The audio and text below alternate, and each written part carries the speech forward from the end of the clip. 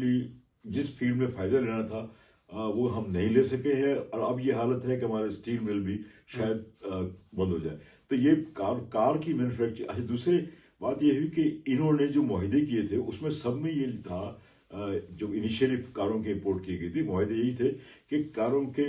Exporter जो हम जिनसे हम इंपोर्ट कर रहे हैं वो पाकिस्तान में मैन्युफैक्चरिंग असेंबली प्लांट से आगे बढ़ के एक खास वक्त के बाद मैन्युफैक्चरिंग प्लांट बनाएंगे और उनको असेंबलिंग प्लांट को मैन्युफैक्चरिंग प्लांट में तब्दील करेंगे। इसका मतलब ये था कि पाकिस्तान में कारों के स्पेयर पार्ट्स और आपने जो स्टीयरिंग व्हील का जिक्र किया, ये मामूली छोटी छोटी चीजें हैं, हमारी छोटी इंडस्ट्री चलेगी, छोटी इंडस्ट्री प्रोवाइड करेगी, छोटे और लोग काम करेंगे, डॉलर का असर ही नहीं होगा। उससे ये होता है इन चीजों से कि एक टेक्निकल बेस अवाम में पैदा हो जाती है। आपके पास एक मजदूर क्लास ऐसी पैदा हो जाती है जिसको टेक्निकल इंफॉर्मेशन है, वो मशीनों से काम करना जानती है, वो पुर्जे बनाना जानती है, तो उसकी टेक्निकल नो हाउ को आप बहुत सारी मैन्युफैक्चरिंग फील्ड्स में ले जा सकते हैं, मगर वो बेस क्रिएट नहीं हो रही। हमारे यहाँ एम्फेसिस ये रही कि हम कोशिश करके ज्यादा ह्यूमन रिसोर्सेज एक्सपोर्ट कर लें, बजाय ये कि हम इस ह्यूमन रिसोर्सेज को अपने मुल्क में यूज करें, हम उनको कैश के तौर पर यूज कर रहे हैं, जो एक फंडामेंटल फ्लॉ है। ये ठीक है कि बहुत सारे लोग बाहर जाएंगे, मगर बहुत सारे लोगों को पाकिस्तान में रोजगार दिया जा सकता था, और हो सकता है वो उनके लिए यही मुनासिब होता कि पाकिस्तान में कितने लोग बाहर चले जाएंगे, ज्यादातर तो यहाँ है आबादी, ज्यादातर लोगों की जरूरियात तो पाकिस्तान में है। अब मतलब पूरी आबादी आपकी जो 16-17 करोड़ के लगभग है, तो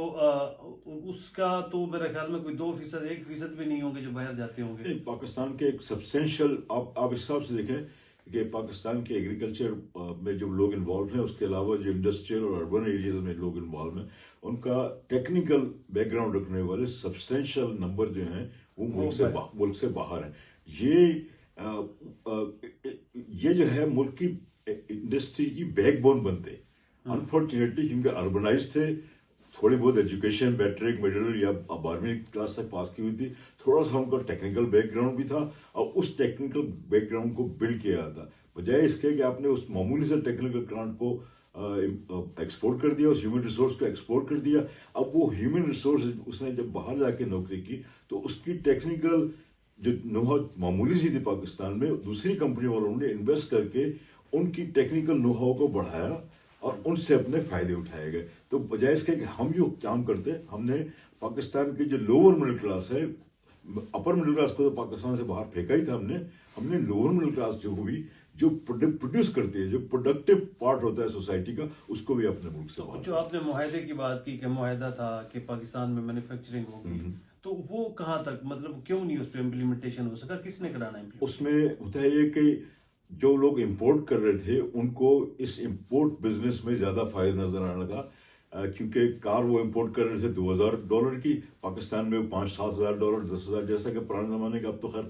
कार की कीमतें बहुत ज्यादा हो गई है नई कार की, मगर वो इंपोर्ट कर रहे थे, तो उस इंपोर्ट में उनको बिजनेस हिसाब से ज्यादा फायदा नजर आया। मतलब ये कि उनको इजी मनी नजर आई, और क्योंकि हुकूमत ने कोई रेगुलेशन नहीं थी उसके बारे में, हुकूमत ने इंसिस्ट नहीं किया कि आप ये अपने असेंबलिंग प्लांट को मैन्युफैक्चरिंग प्लांट में ट्रांसफर करें, तो उन्होंने उसका फायदा उठाया। और अब उनकी लॉबी इतनी बड़ी हो गई है, इतने सारे लोग हैं और इतना पैसा है उनके पास कि वो पाकिस्तान के पॉलिटिकल प्रोसेस को न सिर्फ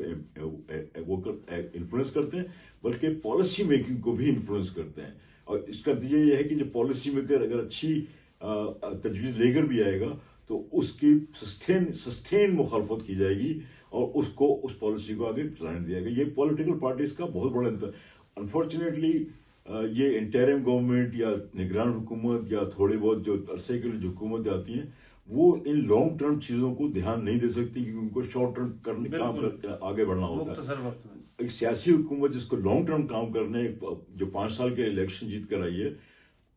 उसको भी हमारे इंपोर्टर जो है अंडर प्रेशर लाते हैं, उनको मजबूर करते हैं। और ये हमने देखा कि पीपल्स पार्टी की हुकूमत में हुआ, फिर उसके बाद नवाज शरीफ की हुकूमत जब आई, नून लीग की हुकूमत जब आई 2013 में 18 तक, वो उनको कॉन्स्टेंटली अंडर प्रेशर रखा गया, और उस प्रेशर की वजह से कोई लॉन्ग टर्म पॉलिसी या इवन शॉर्ट टर्म पॉलिसी भी हमारे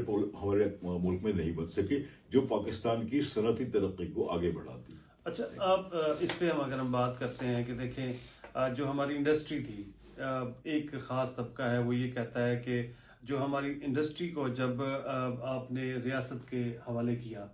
بھٹو صاحب کی لوگ مثال دیتے ہیں کہ انہوں نے سارے ادارے ریشنلائز کر لیے، تو یہ کہاں تک اثر انداز ہوا ہماری انڈسٹری کو؟ کہتے ہیں تباہی کے دہانے لے گئی ہے ساری چیز. دیکھیں جو نیشنلائز ہوئی تھی وہ ٹیکسٹائل یونٹ تھے، ایک دو مینوفیکچرنگ یونٹ تھے، زیادہ تر اس میں فائنینس انڈسٹری تھی جو میجر انڈسٹری تھی. اس کا نیشنلائزیشن کا امپیکٹ، سب سے بڑا امپیکٹ یہ تھا کہ پاکستان سے انویسٹمنٹ شائع ہونے لگا. جو لوگ جو ہیں وہ انویسٹمنٹ کرنے کو تیار نہیں، کیونکہ ان کو آگے پتہ نہیں کہ شاید نیشنلائز نہ ہو جائے. پھر اس کے بعد بھٹو صاحب نے انفارچونیٹلی بہت بڑا ویژن رکھنے والے آدمی تھے،